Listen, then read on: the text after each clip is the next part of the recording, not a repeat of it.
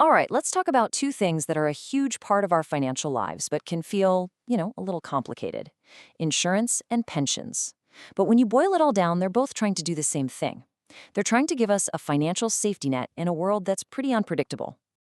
So let's just start with a really big question. We all know the future is uncertain, right? Accidents happen, we get sick, and hopefully we live for a really, really long time.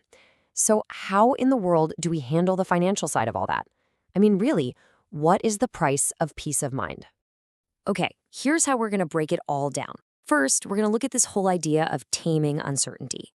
Then, we'll get into the specifics like policies for your life and health, and also for protecting your stuff. Then, we're going to flip the whole thing on its head and talk about the risk of living a super long time. And finally, we'll pull back the curtain on how your retirement actually works.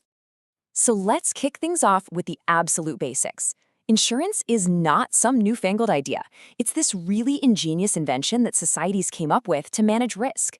The whole point is to take those big, scary, unpredictable events and make them manageable.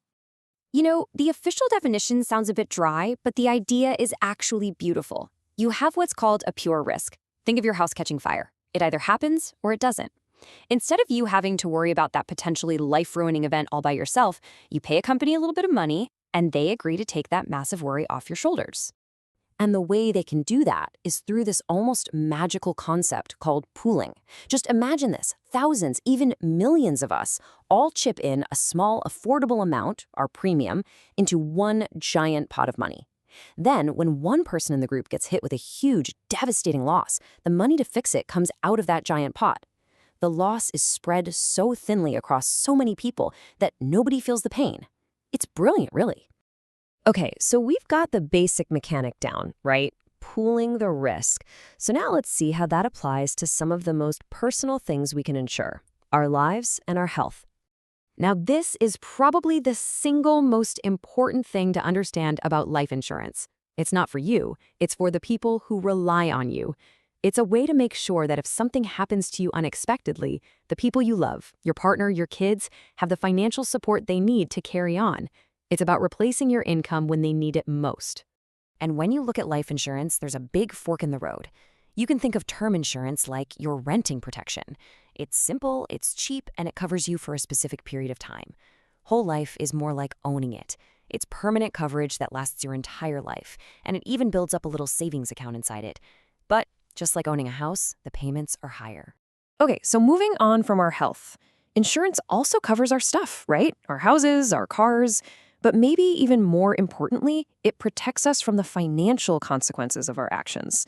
And that's called liability. So when it comes to your property, insurance really looks at a loss in two different ways. The first is what they call a direct loss. That's easy. A fire burns down part of your restaurant. That's the physical damage. But then there's the indirect loss.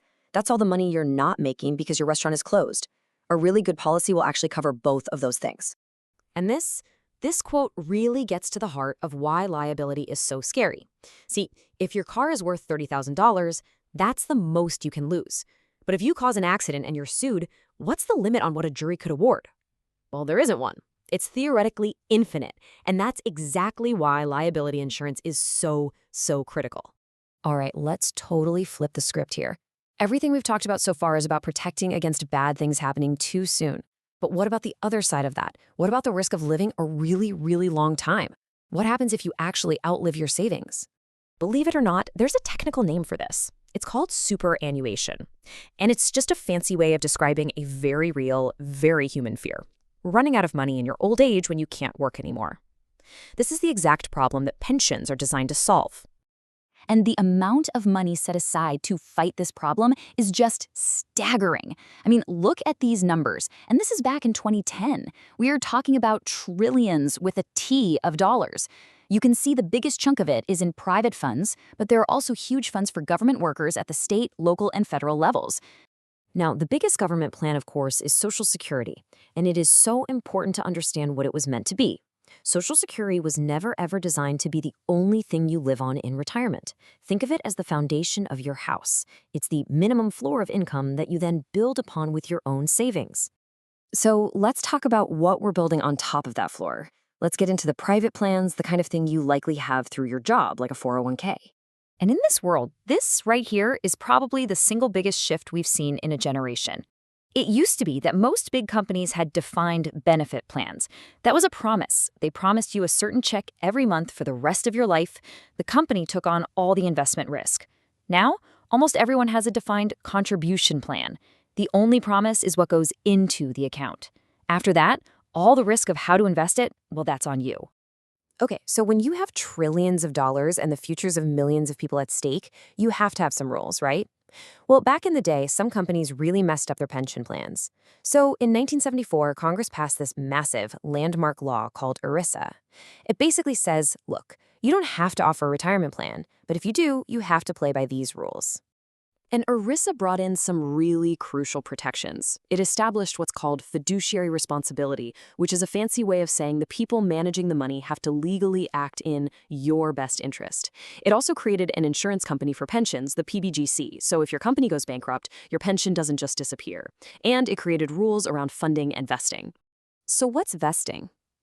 It's actually pretty simple. It's just the rule that says when your employer's contributions to your plan are officially yours to keep. See, before ERISA, you could work somewhere for 25 years, get laid off the day before you retire, and lose everything the company had put in. No joke. Vesting rules made that illegal, saying that after a certain number of years, that money is yours, period. So when you just step back and look at the big picture, you can see that insurance and pensions are really just two sides of the very same coin. Yeah, they're complicated, but their shared goal is incredibly simple: to create that financial safety net, to give us some stability by managing the two great financial risks of life, dying too soon and living too long. Which, of course, leaves us with one final, pretty big question. We're all living longer. The way we work is changing completely. New risks are popping up all the time. So the question for our future is, how are these safety nets, the ones built for the last century, going to have to change to protect us in the next one?